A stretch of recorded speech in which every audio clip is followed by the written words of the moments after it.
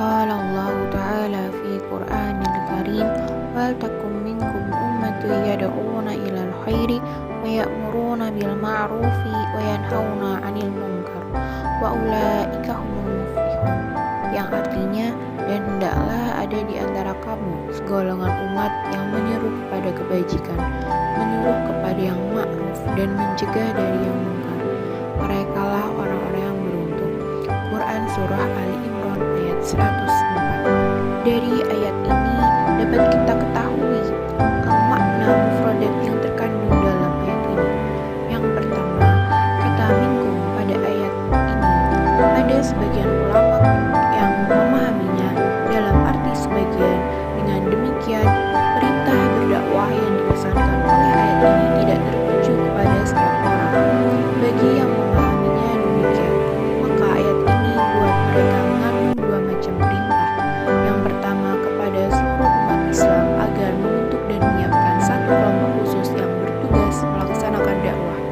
Sedang perintah yang kedua adalah pada kelompok khusus itu untuk melaksanakan dakwah kepada kebajikan dan ma'ruf serta mencegah kemungkaran.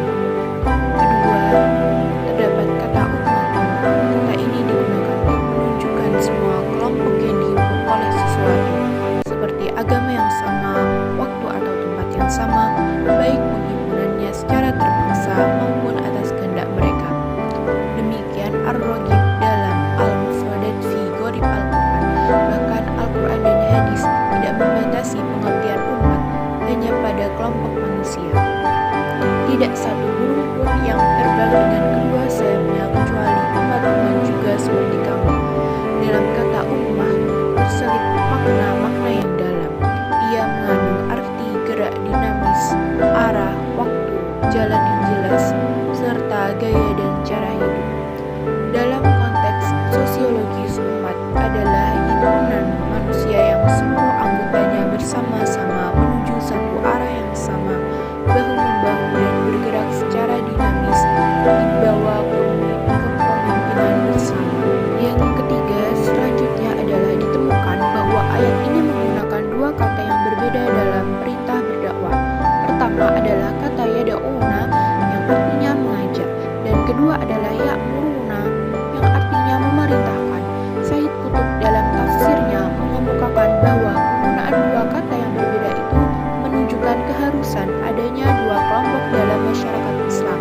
Kelompok pertama yang bertugas mengajak dan kelompok kedua yang bertugas memerintah dan melarang. Kelompok kedua ini tentulah memiliki kekuasaan di bumi. Ajaran ilahi di bumi ini bukan sekadar nasihat, petunjuk dan penjelasan. Ini adalah salah satu sisi, sedang sisi yang kedua adalah melaksanakan kekuasaan memerintah dan melarang agar ma'ruf dapat wujud dan kemungkaran dapat sirna. Lalu yang keempat, terdapat kata yanhauna, saling melarang dalam arti bila ada yang melakukan suatu kemungkaran maka yang lain melarangnya. Apabila suatu ketika yang melarang itu melakukan kemungkaran serupa atau berbeda, maka ada lagi yang lain tampil melarangnya, baik yang dahulu pernah dilarang maupun anggota masyarakat lain. Atau dapat juga dipahami dalam arti berhenti, yakni tidak melakukan. Sehingga jika dipahami demikian terus-menerus dan tidak henti-hentinya melakukan kemungkaran, perlu dicatat bahwa apa yang diperintahkan oleh ayat ini sebagaimana berkaitan pula dengan dua hal. Ngajak dikaitkan dengan al-khair, sedang memerintah jika berkaitan dengan perintah melakukan dikaitkan dengan al-ma'ruf. Sedang perintah untuk tidak melakukan, yakni melarang, dikaitkan dengan al-munkar. Lalu yang kelima, terdapat kata munkar adalah lawan kata ma'ruf.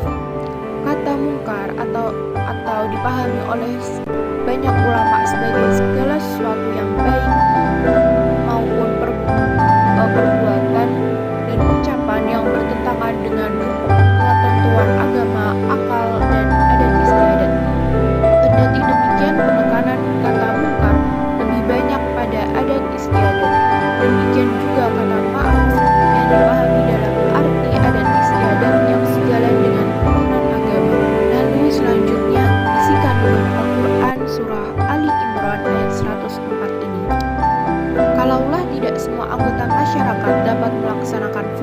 dakwah, maka hendaklah ada beberapa orang melaksanakan fungsi dakwah untuk diteladani dan didengar nasihatnya.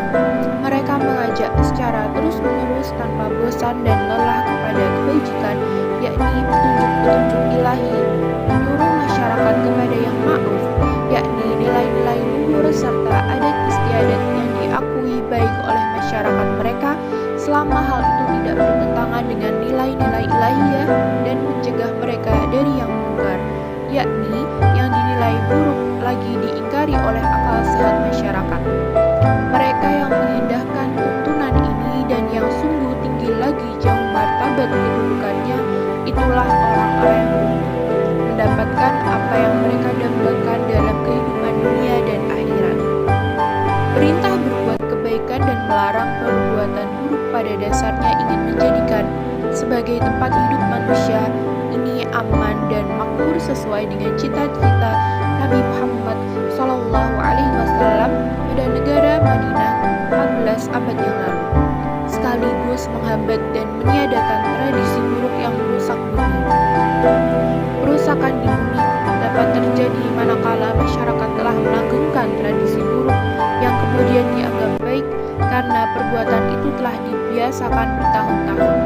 Kalau demikian, masyarakat telah membiarkan secara terus-menerus kegiatan yang bertentangan dengan fitrah kemanusiaan yang pada dasarnya ingin kedamaian ke arah yang merendahkan harkat dan martabat kemanusiaan. Dari ayat ini, surah Al-Imran ayat 104, ada dua hal yang perlu kita ketahui. Yang pertama, nilai-nilai ilahi tidak boleh dipaksakan, tapi disampaikan secara persuasif dalam bentuk ajakan yang baik. Sekedar mengajak yang dicerminkan antara oleh kata mengajak dan oleh firman-Nya, ad'u ila sabili rabbik bil hikmati wal mau'izatil hasanah wajadilhum billati hiya ahsan. Ajaklah ke jalan Tuhanmu dengan cara yang bijaksana, nasihat yang menyentuh hati, serta berdiskusilah dengan mereka dengan cara yang lebih baik. Quran Surah An-Nahl ayat 125. Kami perhatikan billati hiya ahsan dalam ayat ini dengan makna, yakni dengan cara yang lebih baik, bukan sekedar baik. Selanjutnya, setelah mengajak siapa yang akan beriman, silahkan beriman, dan siapa yang kufur, silahkan pula masing-masing mempertanggungjawabkan pilihannya. Untuk mencapai maksud tersebut perlu adanya segolongan umat Islam yang bergerak dalam bidang dakwah, yang selalu memberi peringatan bila mana nampak gejala-gejala perpecahan dan penyelewengan. Karena itu pada ayat ini diperintahkan agar supaya di antara umat Islam ada segolongan umat yang berlatih di bidang dakwah, yang dengan tegas menyerukan kepada kebaikan, menyuruh kepada yang ma'ruf, dan mencegah dari yang munkar. Dengan demikian umat Islam akan terpelihara daripada perpecahan dan infiltrasi pihak manapun. Menganjurkan berbuat kebaikan saja tidaklah cukup, tetapi harus dibarengi dengan menghilangkan sifat-sifat yang buruk.